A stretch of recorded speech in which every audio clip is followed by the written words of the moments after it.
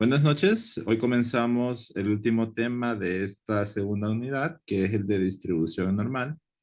Esta va a ser la primera de varias sesiones y es una sesión más que todo como introductoria, un tanto teórica. Vamos a comenzar hablando de que las variables aleatorias suelen tener diferentes distribuciones, discretas y continuas, unas ya bien conocidas y bien trabajadas y otras pues que desconocemos y de la cual no conocemos ninguna propiedad adicional. Dentro de las que son conocidas, por ejemplo, tenemos si es el caso discreto, tenemos la binomial, tenemos la Poisson. Si hablamos dentro de lo que es las de tipo continuo, pudiéramos hablar de la exponencial, de la normal y de muchas otras más. En este curso en particular nos vamos a enfocar en la distribución normal nada más. Esto se debe a que este curso está orientado a las ciencias sociales y en las ciencias sociales las variables suelen tener una distribución normal. De hecho, de ahí viene su nombre porque es una distribución que aparece bastante común, es bastante normal que aparece en problemas sociales y en problemas de todo tipo, la verdad. Y por lo cual es la que nos va a interesar a nosotros conocer. Ok, entonces hablemos sobre eso de la distribución normal.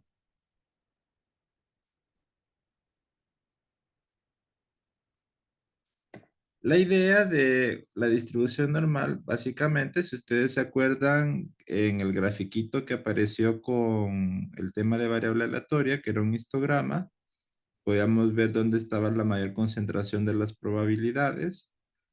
Pues para la distribución normal, la mayor concentración la vamos a tener en el centro y vamos a tener poca concentración en los extremos, en el extremo de la izquierda y en el extremo de la derecha. Y ese es un fenómeno que se suele dar muy seguido en los problemas del mundo real. Solo que al ser la distribución normal una variable continua, en lugar de representarla con histogramas, como estuvimos viendo en el caso discreto de la clase de variable aleatoria, la distribución normal se representará mejor con una línea continua, porque es una variable continua, que representa la misma idea. En el centro se encuentra concentrado la mayoría de los casos y en los extremos se encuentra poca concentración. Si ustedes se fijan, esa imagen que se genera parece la de una campana. De hecho, en los libros de texto y en internet, usted va a encontrar que la curva normal también se le conoce como curva de la campana o como campana de Gauss, que es un matemático que la trabajó mucho y al cual se le atribuye bastante de la información que tenemos sobre esta distribución. Ok, entonces hablemos de esa curva normal, esa curva que parece una campana, que tiene la mayor concentración en el centro y poca concentración en los extremos. La idea acá es que nosotros podamos calcular probabilidades usando el área que se genera debajo de esa curva. En- la curva va a tener la forma esta, donde vamos a tener que exactamente en el centro se encuentra el valor de la media o promedio que nosotros tanto conocemos y con la que tanto hemos trabajado. Se da la situación que también ese valor es el mismo de la mediana. Si ustedes se acuerdan, la mediana es que separa la mitad de los datos, la mitad a la izquierda, la mitad a la derecha. El 50% de los datos está a la izquierda, el 50% de los datos está a la derecha. Y como el área debajo de la curva es de 1, suma 1 toda el área, Aquí tendríamos 50%, 0,5. Acá el otro 50%, 0,5. Y este valor, además de ser la media, de ser la mediana, resulta que también es la moda. Es el punto más alto, es que tiene la mayor frecuencia, el más observado. Entonces, como propiedad de la curva normal, tenemos que se cumple que la media es igual a la mediana y es igual a la moda para las distribuciones normales. Eh, Esta curva es simétrica, de manera que como este es el centro, es exactamente igual a la izquierda que a la derecha. Es como que si estuviera reflejada en un espejo. Y además, esta curva se extiende infinitamente hacia la izquierda sin tocar el eje, igual infinitamente hacia la derecha sin tocar el eje. Esas propiedades o características las pueden leer acá. Y como les mencionaba, el área completa es del 100%, la mitad que la separa la media, la separa y la mediana, que son el mismo valor, lo separa en 50-50%. Y además de que lo separa en un 50%, nosotros también podemos calcular una parte del área de un lado hasta otro en específico, cuánto de la curva hay, y esa sería la probabilidad, cuánto hay de, de probabilidad en ese rango. Eso lo vamos a ver en específico para lo siguiente. Cuando estemos trabajando con este tema, que como les había mencionado, lo vamos a ver en varias sesiones. La idea es que nosotros podamos calcular la probabilidad de que suceda algo con algún valor de interés, por ejemplo, la probabilidad de que encontrar un valor que sea menor a un número en específico, la probabilidad de que z sea mayor a un número en específico y la probabilidad de que z se encuentre entre dos valores en específico. Esto creo que se va a entender mejor si le ponemos un contexto de la vida real. Por ejemplo, a nosotros nos puede interesar la probabilidad de que si, si se da como un accidente, que el accidente automovilístico, por ejemplo, pudiera ser la probabilidad de que el accidentado tenga menos de 20 años. Entonces aquí sería como este tipo. La probabilidad de que la edad del accidentado sea menor a 20 años o sea menor de 50 años.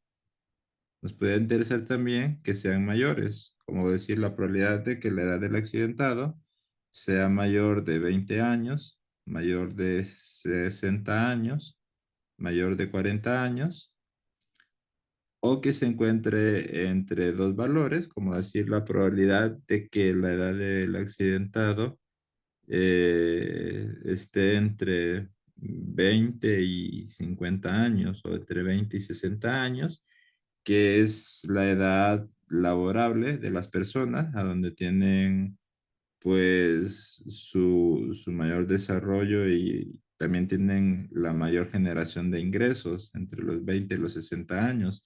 Entonces eso puede ser de bastante interés para nosotros. Eh, Podemos hablar no solo de edades, podemos hablar también de alturas. De hecho, si ustedes lo piensan, la altura es algo que se distribuye normal, porque la mayoría de las personas se concentran entre, por ejemplo, 1,50 m y 1,80 m de altura. Usted, la mayoría de las personas que conoce, va a ver que se encuentran como en rangos por ahí. Y si bien es cierto, existen personas más bajas de 1,50 m y más altas de 1,80 m, por ejemplo, personas de 2 metros, personas de 1,40 m, 1,30 m existen. es menos común verlas en la calle. Lo más habitual que va a encontrar usted son personas que se encuentren como en el centro, entre 1,60 m, perdón, 1,50 m y 1,80 m. Personas muy, muy altas va a haber poca frecuencia y personas muy, muy bajitas también va a haber poca frecuencia. Entonces nos pudiera interesar de repente la probabilidad de encontrar que una persona mida menos de cierta altura o más de cierta altura o que se encuentre entre cierto rango de valores. Para poder hacer eso, nosotros vamos a tener que trabajar los problemas reales, convertirlos a problemas estandarizados y poder hacer uso de las propiedades de la curva normal estándar. La curva normal estándar se distingue porque la media es cero y la desviación estándar es uno. ¿Cómo hacer eso y por qué es importante? Lo vamos a ir viendo más adelante. Ahorita solo se los menciono y vamos a pasar a algo que nos interesa un poco más, que es el uso de la tabla de la curva normal estándar. Ok, esto vamos a darnos un tiempo acá para que ustedes puedan utilizar esta tabla porque la van a necesitar llevar para el examen y ocupan saber utilizarla. Entonces, démonos un momento.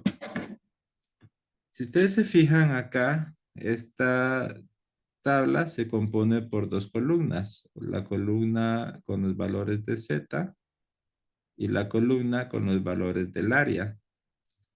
Los valores de Z van desde -4, -3, -2, -1, -0,40, -0,20, a 0, 0,40, 1, 2, 2,80, 3, 3,50, 3,80, 3,90 y 3,99. Van valores desde -4 hasta 3,99.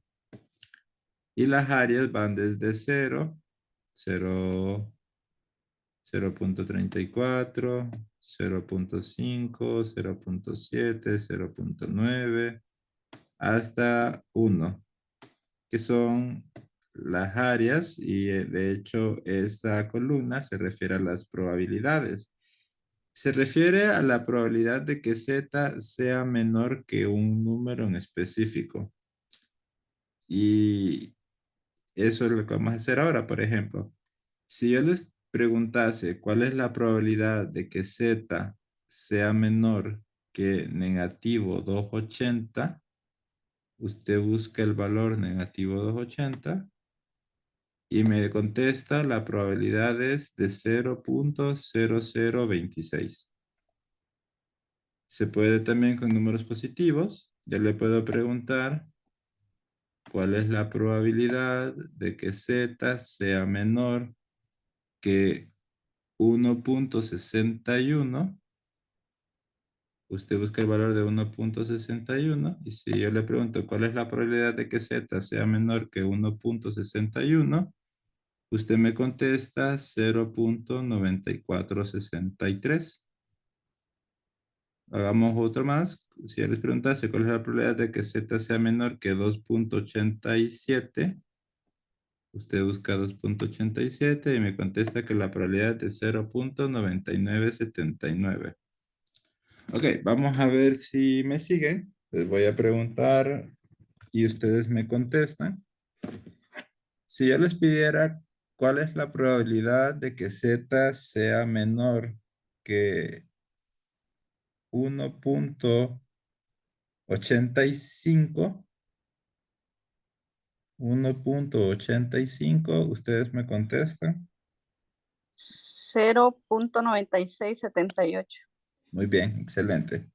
De 1,85, la probabilidad es de 0,9678. Ok, y si yo les preguntara la probabilidad de que Z sea menor que 2,44, 0.9927. Muy bien. 2.44 es 0.9927. También puede ser con valores negativos.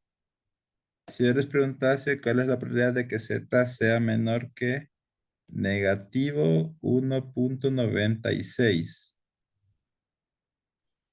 0.0250. Sí, 0.0250. Ok. Bien, entonces ya vemos cómo calcular o cómo identificar cuál es la probabilidad de que z sea menor que un número. Pero habíamos dicho que nos puede interesar otras opciones, como ser la probabilidad de que z sea mayor que algún valor, que z se encuentre entre dos valores, y también nos puede interesar un caso especial que nos pregunte la probabilidad de que z sea exactamente un número. Para hablar sobre esto, yo tengo en mi material que les hago siempre aparte, este archivo de Word, donde tenemos todos los casos. Nosotros podemos ver que los llamamos caso 1, caso 2, caso 3 y un caso especial. Entonces, leamos, dice, en los ejercicios de distribución normal, para poder resolverlos, debemos entender bien cómo utilizar la tabla de distribución normal estándar Z, que es la que estábamos viendo hace poco, la cual es una variable aleatoria normal con una media poblacional mu, donde mu se representa con este símbolo, como ya habíamos visto antes. La media poblacional mu debe ser 0 y la desviación estándar poblacional sigma, sigma se representa con este símbolo, debe ser de 1. Y para decir que es normal estándar, se puede expresar entonces de la siguiente forma, que z es n01, normal 01. Esto significa que es normal con una media 0 y una desviación estándar 1. En ese caso, cuando es normal estándar, tendríamos tres casos. El caso 1 es la probabilidad de que z sea menor que un número. En ese caso, la forma de calcularlo es directamente de la tabla. Podemos tener el caso 2, donde la probabilidad de que z sea mayor que un número. En ese caso, se debe usar primero la fórmula que se aparece acá. Y luego buscamos este valor en la tabla. El caso 3 es que queremos la probabilidad de que z se encuentre entre dos números. Igual, aplicamos primero una fórmula, que sería esta fórmula que aparece acá. Y luego buscamos cada una de estas probabilidades en la tabla. Podemos tener un caso extra, que es el caso especial, que es que nos pide la probabilidad de que z sea exactamente igual a un número. En ese caso, la probabilidad es 0. Esto se debe a que cuando tenemos una variable que se distribuye continua, el que sea exactamente un valor es tan poco probable o tan difícil de que suceda que sea exactamente ese valor, que entonces decimos que la probabilidad es tan baja que es prácticamente 0. Eh, Pueden imaginárselo un poco de esta manera. Si yo les dijera cuál es la probabilidad de que ustedes van al mall y encuentren una persona menor de 30 años, ustedes me dijeran que es posible o poco posible. Van al mall y encuentran una persona de menos de 30 años. Posible. Posible, ok. Lo mismo, la probabilidad de que van al mall y encuentren una persona mayor a 30 años. ¿Posible o poco posible? Posible. Posible. Igual podemos hacer preguntas como la probabilidad de ir al mall y encontrar una persona que tenga, digamos, entre 20 y 50 años. ¿Posible o poco posible?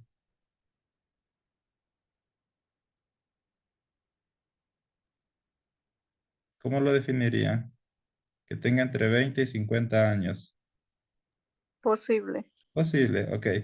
El caso especial que es exactamente igual, entonces es cuando yo le pediría la probabilidad de que usted va al mall y encuentre una persona que nació exactamente el 25 de abril de 1997 a las 13 horas con 40 minutos 58 segundos. Exactamente eso.